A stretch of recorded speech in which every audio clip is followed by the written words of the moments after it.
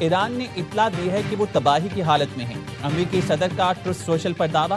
صدر ٹرمپ نے لکھا، ایرانی چاہتے ہیں جتنا جلد سے جلد ممکن ہو ہم آبنائے ہرمز کھول دیں۔ ایرانی اپنی قیادت کے معاملات حل کرنے کی کوشش کر رہے ہیں۔ مجھے لگتا ہے کہ وہ یہ مسئلہ حل کر لیں گے۔ CNN نے دعویٰ کیا ہے، ایران چند روز میں جنگ بندی کے لیے ترمیمی مسودہ پیش کر سکتا ہے۔ ایرانی وزیر خارجہ عباس عراقچی روس کے دورے کے بعد تہران میں اعلیٰ قیادت سے مشاورت کریں گے۔ سپریم لیڈر مجتبیٰ خامنئی کے خفیہ مقام پر ہونے کی وجہ سے رابطوں میں مشکلات ہیں۔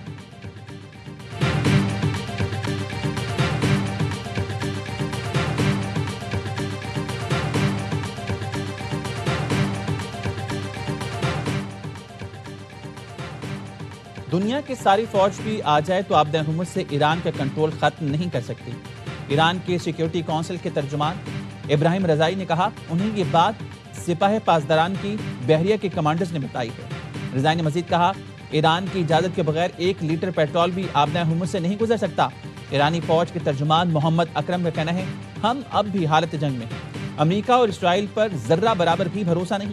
جنگ بندی کے دوران بھی ایران اپنے اہداف اپ ڈیٹ کر رہا ہے۔ نئے جنگی ساز و سامان کی تیاری کا عمل بھی پوری شدت سے جاری ہے۔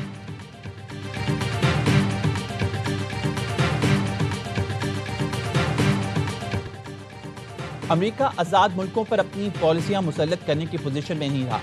ایرانی نائب وزیر دفاع رضا طلائی کا بشقیق میں SCO وزراء دفاع اجلاس سے خطاب، کہا ایران دفاعی صلاحیتیں ایشیائی ملکوں کے ساتھ شیئر کرنے کے لیے تیار ہے۔ ایران دفاعی ہتھیاروں کی ٹیکنالوجی بھی منتقل کر سکتا ہے۔ رضا طلائی نے دعویٰ کیا، اب پوری دنیا امریکہ اور اسرائیل کو ریاستی دہشت گردی کی علامتیں سمجھتی ہیں۔ پاکستان کے وزیر دفاع خواجہ آصف اور ایران کے نائب وزیر دفاع کی ملاقات، دونوں رہنماؤں نے موجودہ صورتحال پر تبادلہ خیال کیا۔ رضا طلائی کی روسی اور بیلاروسی دفاعی حکام سے بھی ملاقاتیں ہوئیں۔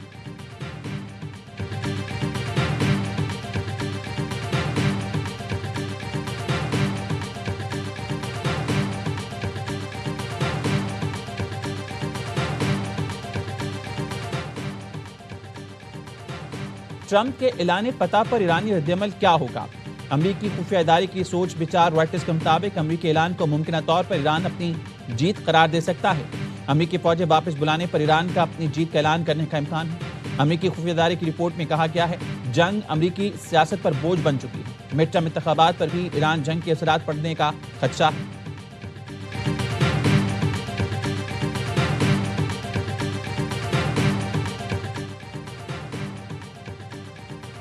امریکی محکمہ خزانہ نے 35 ایرانی اداروں اور افراد پر پابندی عائد کر دی۔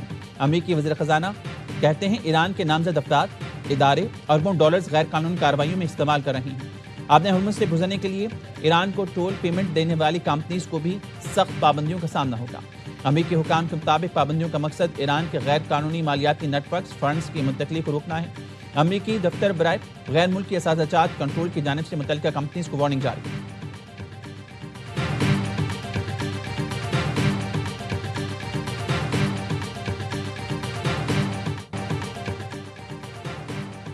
متحدہ عرب امارات کا اوپیک اور اوپیک پلس سے علیحدگی کا اعلان۔ اماراتی حکام کا کہنا ہے، فیصلے کا اطلاق 1 مئی سے ہوگا۔ فیصلہ UAE کے طویل مدتی اقتصادی ویژن کے تحت کیا۔ فیصلے کا مقصد مقامی پیداوار بڑھانے کی پالیسی پر عمل ہے۔ آزاد ذمہ دار پیداواری ملک کے طور پر اپنا کردار ادا کرنا ہے۔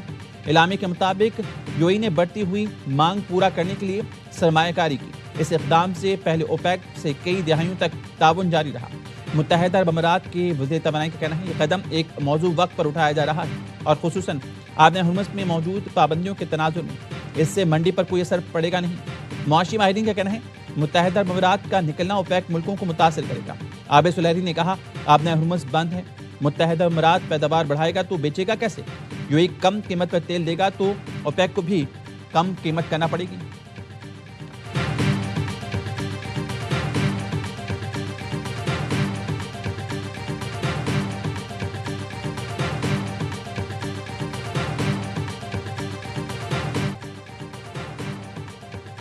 بین الاقوامی منڈی میں خام تیل کی قیمتوں میں مزید اضافہ۔ لندن برینڈ خام تیل کی قیمت 3.03% بڑھ کر $111.47 فی بیرل ہو گئی۔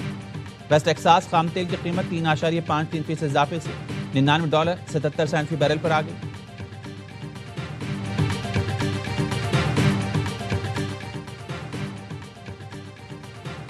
عالمی بینک نے توانائی کی قیمتوں میں 4 سال کے سب سے بڑے اضافے کا انتباہ جاری کر دیا۔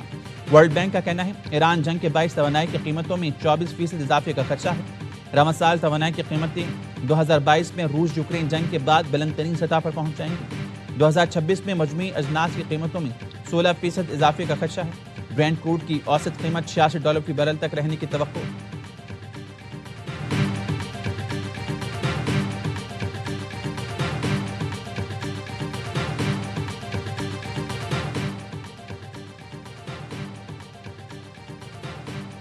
عالمی امن کے لیے پاکستانی قیادت کی مخلصانہ کوششیں جاری اور ساری ہیں۔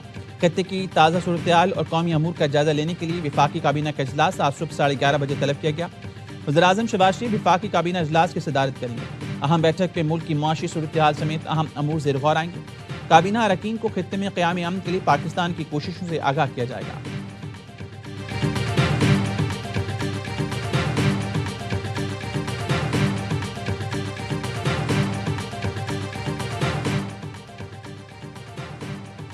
وزیراعظم شہباز شریف کا آئندہ ماہ دورہ چین کا فیصلہ، چینی قیادت سے ملاقاتیں کریں گے۔ مشرق وسطی بحران سے متعلق چینی قیادت کو اعتماد ملیں گے۔ علاقائی عالمی صورتحال پر بھی مشاورت۔ امریکہ ایران معاملہ بھی زیر بحث آئے گا۔ دورے میں دو طرفہ تعلقات، اقتصادی تعاون پر بات ہوگی۔ سی پیک منصوبوں پر پیش رفت ایجنڈے کا اہم حصہ۔ سرمایہ کاری اور نئے معاہدوں پر پیش رفت کا بھی امکان۔ دفتر خارجہ نے دورہ چین کے شیڈول کی تیاریاں شروع کر دی۔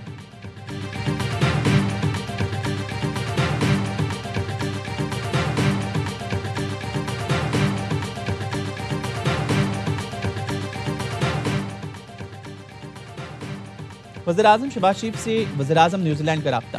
شہباز شریف نے خطے میں کشیدگی میں کمی کے لیے پاکستان کے سفارتی رابطوں سے آگاہ کیا۔ نیوزی لینڈ کے وزیراعظم نے پاکستان کی کوششوں کو سراہا۔ وزیراعظم شہباز شریف سے یورپی یونین کے وفد کی ملاقات۔ وزیراعظم کا کہنا تھا یورپی یونین پاکستانی برآمدات کے لیے سب سے بڑی منڈی ہے۔ پاکستان میں یورپی یونین پاکستان بزنس فورم کا انعقاد خوش آئند ہے۔ حکومت غیر ملکی سرمایہ کاری اور تجارتی تعلقات کے فروغ کے لیے سہولت فراہم کرے گی۔ یورپی وفد نے وزیراعظم کی خطے میں قیام امن کی کوششوں کو سراہا۔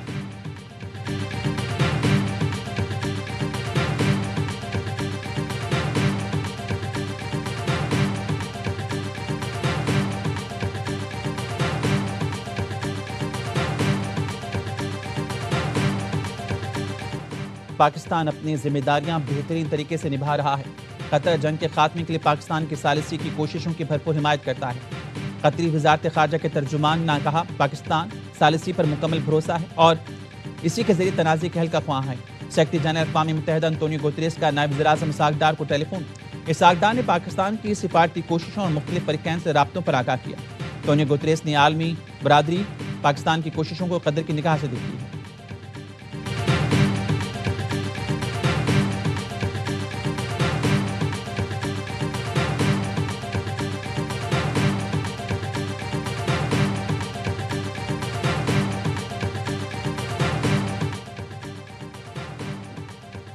برطانیہ اور امریکہ کا رشتہ انمول اور ابدی ہے۔ برطانیہ امریکہ کی بطور قوم تقدیر آپس میں جڑی ہوئی ہے۔ برطانوی شاہ چارلس ٹرمپ کا امریکی کانگریس سے خطاب، کہا یورپ اور امریکہ میں اتحاد آج پہلے سے کہیں زیادہ اہم۔ کنگ چارلس کی پریس ڈنر شوٹنگ واقعے کی مذمت، کہا تشدد کی ایسی حرکتیں کبھی کامیاب نہیں ہوں گی۔ اس سے پہلے وائٹ ہاؤس میں کنگ چارلس کے اعزاز میں استقبالیہ دیا گیا۔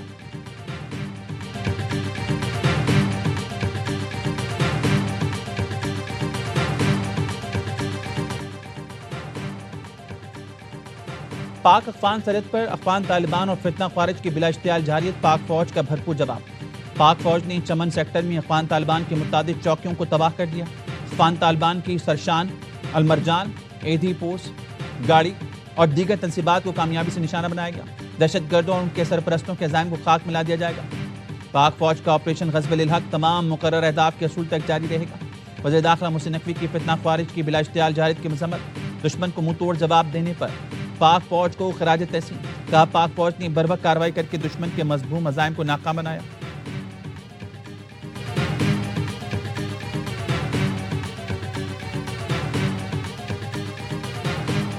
افغان سرزمین پاکستان اور اس کے شہریوں پر حملوں کے لیے استعمال ہو رہی ہے۔ افغانستان میں دہشت گرد عناصر کے خلاف قابل اعتماد اور مؤثر کارروائی ناگزیر ہے۔ وزیر دفاع خواجہ آصف کا شنگھائی تعاون تنظیم وزراء دفاع کے اجلاس کے موقع پر گفتگو، کہا زیادہ تشویش قلعدم ٹی ٹی پی اور بی ایل اے جیسے دہشت گرد گروہوں سے ہے۔ پاکستان نے دہشت گردی کے خلاف محض کھوکھلے نعرے نہیں لگائے بلکہ عملی اقدامات کیے۔ پاکستان کی قربانیوں کو نظر انداز کرنا حقائق سے آنکھیں بند کرنے کے مترادف ہے۔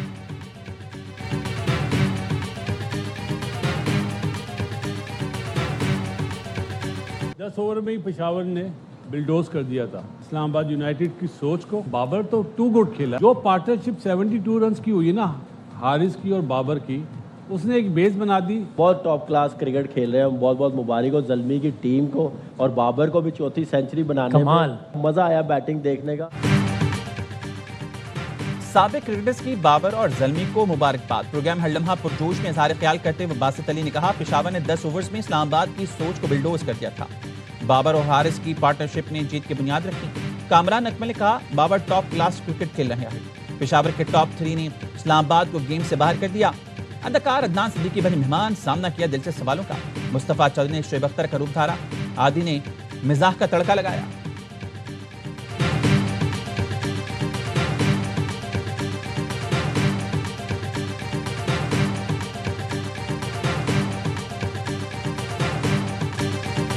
اور اب ہوگا آر یا پار, جیتے تو برقرار, ہارے تو سیدھا ایونٹ سے باہر.